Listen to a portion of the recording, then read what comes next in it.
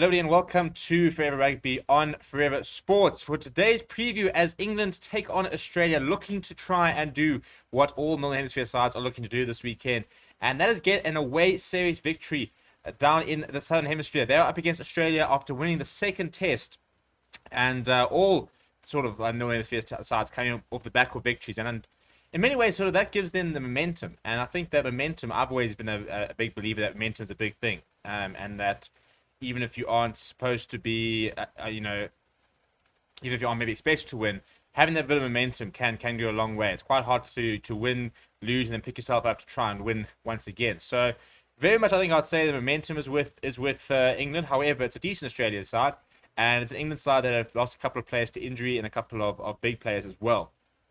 Before we look at the two teams, please do smash a like on the video. Please do subscribe to the channel as well. In terms of the sides that we have seen, or we'll see rather, this is how Australia will be lining up. And the big news is it is a recall for Reece Hodge, who will start at fullback. He's got 54 tests, which makes him the second most experienced player in the starting lineup. And I think that is very important. I think the fact that they've got very experienced players in very important positions. For example, James Slipper coming into the starting lineup with 116 tests under his name.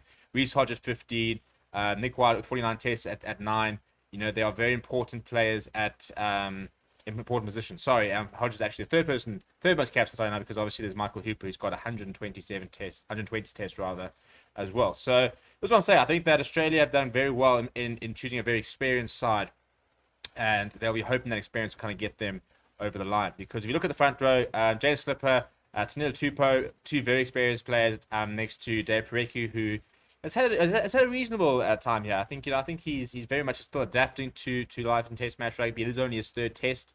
In the second row, Nick Frost gets his opportunity, his first start in an Australian jersey, made his test debut last weekend, and he now comes into the lineup where he will partner Matt Phillip. And then the loose trio, Harry Wilson he is next to Michael Hooper and Rob Ballatini. Michael Hooper will obviously be captaining the side, and yeah, I think he's one of those players. I mean, he was a bit quiet last week, but at the end of last year, we were talking about him, Ardisivir, Siaklis being, the three most informed players in the world, which is always quite interesting because they all play very similar positions. So, he's going to have to put in a big game this weekend. I think that he's been a bit quiet. We haven't quite seen the Michael Hooper we saw last year, which was one of the best players in the world. So important that he steps up and really does lead his side. Nick White, a very important player, very good player, and very much a player for the occasion. He really thrives off crowd energy, thrives off a couple of things going their way, and he kind of rides that momentum with them.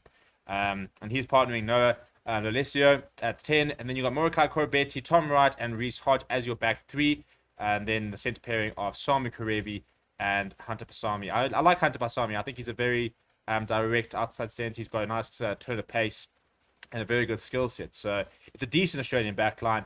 And then a reasonable amount of experience off the bench in the likes of Falaf Mahinga, Angus Bell, and Alan Alatoa. So I mean, there's experience in that front row. Rob Liotta, Pete Samu are the two other forward replacements. They then got Tate McDermott, Len Ikitau, and Sulisa Vunavalu, who is on debut. So still sort of as much as these games are very important, we're still seeing a couple of other players coming in and getting their first opportunity at international level. For the English side, this is how they will line up.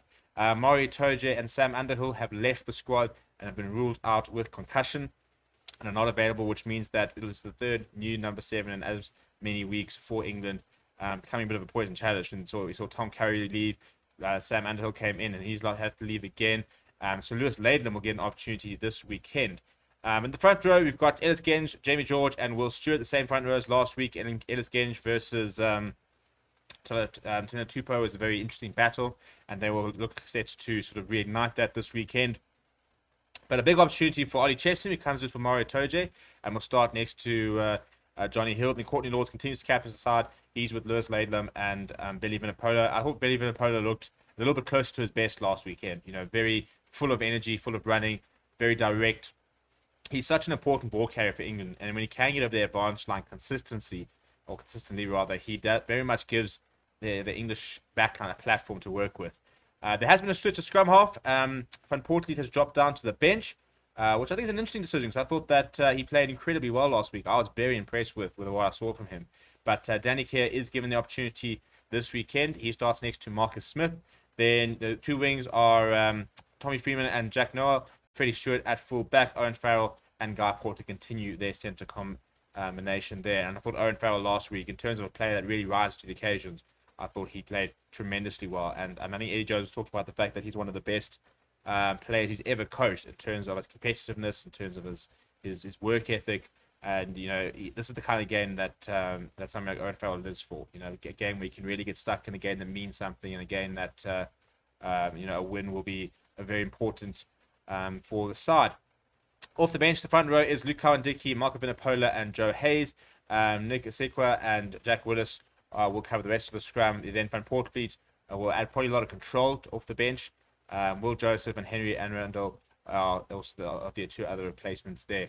It's a decent English side. Eddie Jones under a lot of pressure, so I think if they were to go and win the series, that would relieve a huge amount of pressure on him, because a lot of people talking about these close to the sack. I mean, I think we should all be we should know by now that he's not going to get sacked for the World Cup. He will be leading the side come the World Cup, but in order to try and buy himself a bit of favour with some of the English fans and maybe the English media, an outgoing series victory will be massive for him and massive for this team, which is very much in the transition period at the moment. Let me know what you think the score's going to be down in the comments below. Please do smash like on the video, subscribe to the channel as well. Thank you very much for watching. My name is Steven, and I'll chat to you soon.